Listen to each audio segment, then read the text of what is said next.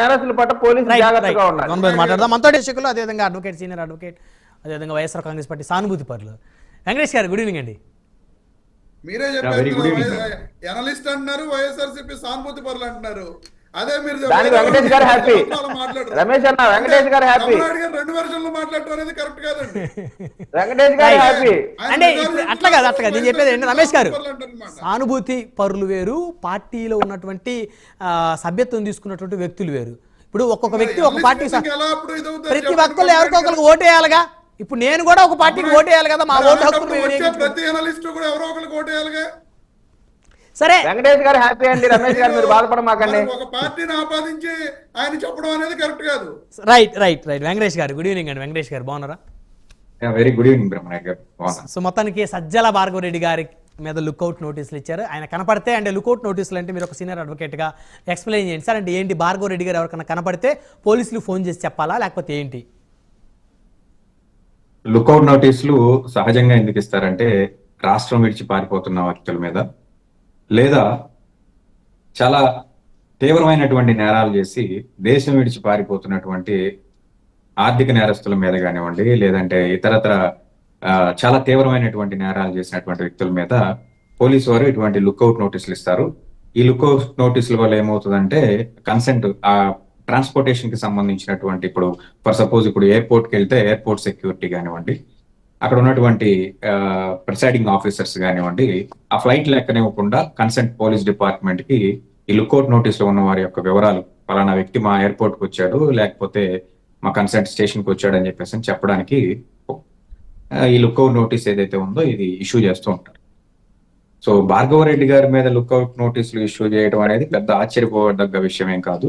ఈ రాష్ట్రంలో ప్రజెంట్ జరుగుతున్న ట్రెండ్, ఏదైతే ట్రెండ్ సృష్టించారో ఆ ట్రెండ్ ప్రకారం ఎవరైనా సోషల్ మీడియా అధినేతగా ఉన్న అతను, గత ప్రభుత్వంలో సోషల్ మీడియా ఒంటి చేత్తో సోషల్ మీడియా నడిపినటువంటి ఒక వ్యక్తి, ఇప్పుడు సోషల్ మీడియాకి సంబంధించినటువంటి కార్యకర్తల మీద ఈరోజు కేసులు పెట్టి వాళ్ళని జైలు పాలు చేయటం, లేదా చట్టపరమైన చర్యలు తీసుకోవడం ఏదైతే జరుగుతుందో, కాబట్టి ఆబ్వియస్ గా వీళ్ళ హెడ్ ఎవరైతే ఉన్నారో ఆ హెడ్ ని కూడా దీనిలో ఇన్వాల్వ్మెంట్ ఎంత ఉంది, లేదా అతని ప్రమేయంతోనే వీళ్ళు ఇటువంటి పోస్టింగ్స్ పెట్టారా అనేటువంటిది విచారణ జరగాలి. ఈ విచారణ జరిగే క్రమంలో అతను ఏమన్నా ఈ దేశం విడిచిపోవడానికి ట్రై చేసినట్టయితే ఈ లుక్అవుట్ నోటీసుల ద్వారా అరెస్ట్ చేయడం జరుగుతుంది.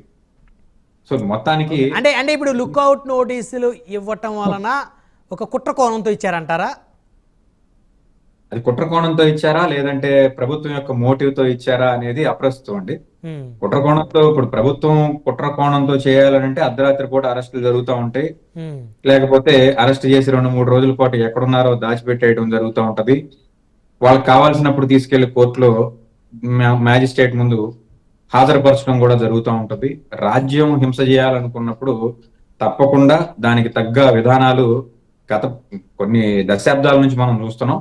కాబట్టి ఇదేం పెద్ద మనం ఆలోచించదగ్గ అంటే ఇప్పుడు మీరు అనే దాన్ని బట్టి ఇప్పుడు భార్గవ రెడ్డి గారిని ఒకవేళ ఆయన అరెస్ట్ చేస్తే ఆయన్ని కూడా మ్యాన్ హ్యాండ్లింగ్ చేసే పరిస్థితి ఉంటుందని అనుకోవాలా సార్?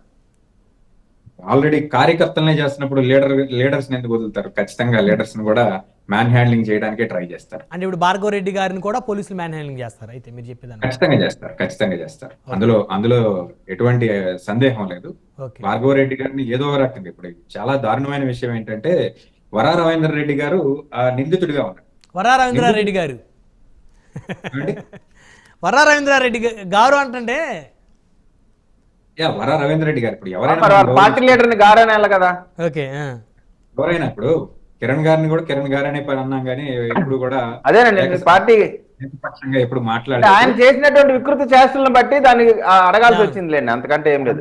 ఆయన చేసినటువంటి వికృత చేష్టలు పార్టీలో లేరన్నా మాట్లాడేవాళ్ళు 100 చూపిస్తా ఉన్నా, 100 మందిని చూపిస్తాం. ఇప్పుడు 10 ఎవరు చేసినా తప్పే, దానికి ఎవరికి ప్రతిపక్షంలో మాట్లాడిన 10 మందిని ప్రతిపక్షంలో ఉన్న వాళ్ళని అరెస్ట్ చేసి, కనీసం మన పార్టీలో ఉన్న విధవలను కూడా ఒక్కడిని అరెస్ట్ చేసి ఇదిగో ఆ 10 మంది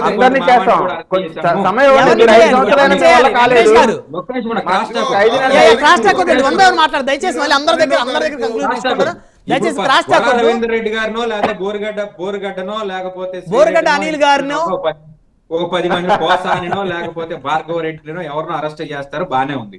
అలాగే మన పార్టీ నుంచి కూడా కొంతమంది జుగుప్సాకరంగా మీరన్నట్టు హేయంగా, ఘోరంగా, దారుణంగా మాట్లాడిన వ్యక్తులు, ముఖ్యమంత్రిని పట్టుకుని మాట్లాడిన వ్యక్తులు, ముఖ్యమంత్రి భార్యకి సొంత మదితో రంకులు కట్టినటువంటి వ్యక్తులు, మార్ఫింగ్ చేసి ఫోటోలు పెట్టినటువంటి వ్యక్తులు, వీడియోలు వదిలినటువంటి వ్యక్తులు, సాక్షాత్తు మీడియా ఛానల్సే వీళ్ళిద్దరికి మధ్య సంబంధం ఉంది, తలకాయ మోసం పూర సంబంధం ఉంది, లేకపోతే లండన్ ఎందుకు వెళ్తున్నాడో, ఎవరిని కలవడానికి వెళ్తున్నాడో, బెంగళూరు ప్యాలెస్ లో పలానా హీరోయిన్ తో ఏం చేశాడు అని చెప్పి కథనాలు నడిపిన వెధవలను కూడా మనం ఒక్కరిని అరెస్ట్ చేస్తే చరిత్రకి ఇదిగో వాళ్ళు 10 మందిని అరెస్ట్ చేశామండి, 10:1 మాలో కూడా ఒక ఎదవ ఉన్నాడు, ఆయన కూడా అరెస్ట్ చేశామని చెప్పినట్టయితే సమాజానికి కొంత యాక్సెప్టెన్స్ ఉంటుంది. ఆ ఎదవలు మా దగ్గర లేరండి, ఆ ఎదవలు మా దగ్గర లేరు, మీ దగ్గర ఉన్న ఎదవలు మా దగ్గర లేరు, ఘర్షణ ఎదవలు మా దగ్గర లేరు.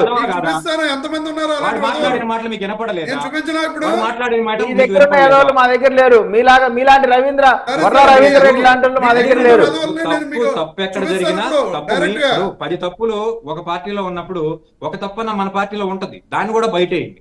ప్రభుత్వంలో మాట్లాడిన విషయంలో అప్రిషియేట్ చేయాలి. రైట్ 1 by 1 అండి. వెంకటేష్ గారు చంద్రబాబు నాయుడు గారు క్లియర్ గా చెప్పారు. చంద్రబాబు నాయుడు గారు ఒక మెసేజ్ ఇవ్వడానికి ఇన్నాళ్ళు పట్టింది. ముఖ్యమంత్రిగా ఆయన ముఖ్యమంత్రి హోదాలో ఆయన వైఎస్ఆర్సీపీ కుటుంబ సభ్యులకు సంబంధించిన నాయకుల యొక్క కుటుంబ సభ్యులకు సంబంధించిన వ్యక్తులకు కూడా మీరు కించపరిస్తే నేను అరెస్ట్ చేస్తానని ఇన్నాళ్ళుగా చెప్పారు. సంతోషం. ఇక నుంచే తగ్గుముఖం పడితే ఇలాంటి చర్చలన్నీ కూడా చాలా సామరస్యంగా జరుగుతాయి. రైట్, మళ్ళీ వస్తానండి. 1 by 1 కంక్లూజన్ తీసుకుందాం. బాడి శంకర్ గారు